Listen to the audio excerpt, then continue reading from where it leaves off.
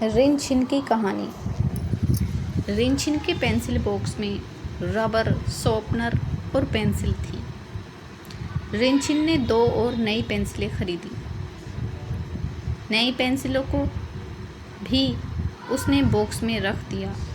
एक नई पेंसिल बोली, मैं लाली हूँ, यह हरियन है, आज से हम भी इस बॉक्स में रहेंगे।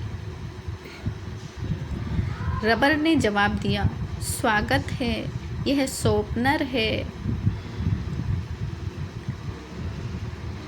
बॉक्स की पेंसिल बोली, मैं नीलू हूँ, कभी मैं भी तुम्हारी तरह नई थी, इतनी ही लंबी थी। आज देखो, मैं रबर की तरह छोटी हो गई हूँ। यह कहकर नीलू सुबकने लगी। तभी रिनचिन ने लाली और हरियन को बॉक्स से बाहर निकाला। शॉर्पनर की मदद से उन्हें छीला और बॉक्स में रख दिया। वे सब अभी बातें कर ही रहे थे कि रिनचिन ने बॉक्स खोला, लाली को बाहर निकाला, लाली से अपना होमवर्क पूरा किया। फिर उसने हरियन की मदद से ड्राइंग बनाई। होमवर्क करने के बाद उसने लाली और हरियन को पेंसिल बॉक्स में रख दिया।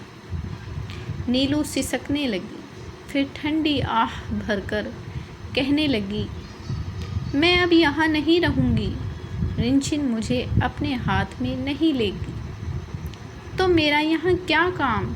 इस बार जैसे ही बॉक्स खुलेगा, मैं छिटक कर बाहर आ जाऊँगी। शॉर्पनर और रबर ने नीलू को समझाया, लेकिन वह नहीं मानी। सुबह नीलू को मौका मिल ही गया। अचानक रिनचिन के हाथ से बैग क्या छूटा, पेंसिल बॉक्स खुल गया। नीलू छिटक कर किसी कॉपी के बीच में जा छिपी। रिनचिन ने स्कूल में नई पेंसिल से काम किया। अगला पीरियड ड्राइंग का था। आसमा और सुहानी ने रिनचिन से ड्राइंग करने के लिए पेंसिलें मांगी। रिनचिन ने उसे लाली और हरियन दे दी। संयोग से ड्राइंग के पीरियड के बाद पढ़ाई नहीं हुई। बच्चे मस्ती करते रहे। छुट्टी होने पर रिनचिन आसमा और सुहानी से अपनी पेंसिलें लेना भूल गई।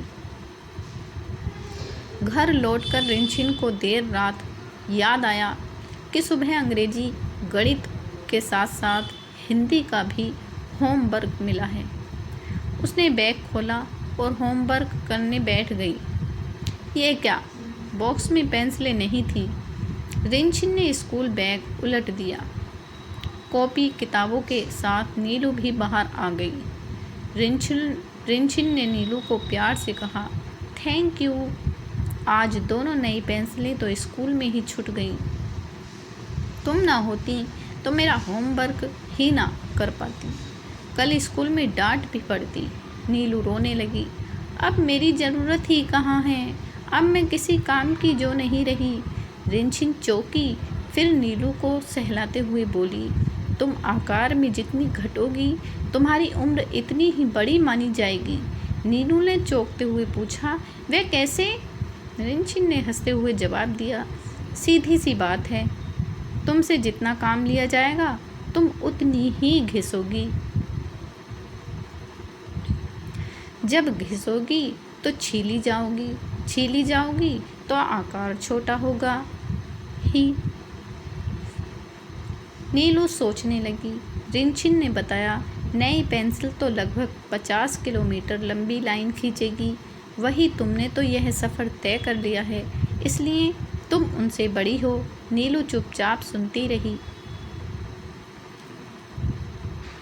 रिनचिन ने कहा, नई पेंसिल को पहली बार सारे अक्षर और संख्याओं को बनाना सीखना होता है। वही तुमने हजार बार उन अक्षरों को और संख्याओं को बनाया है, क्या नहीं बनाया।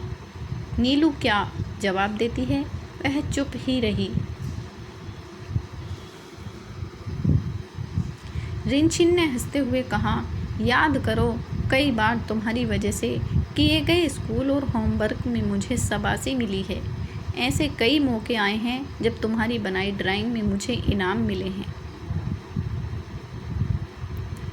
मेरी कई कापियों पर तुम्हारा लिखा हुआ काम है।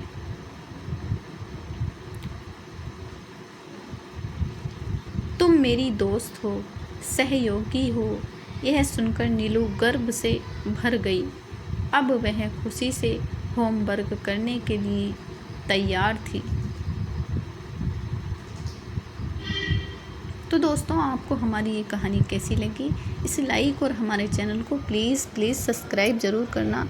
धन्यवाद।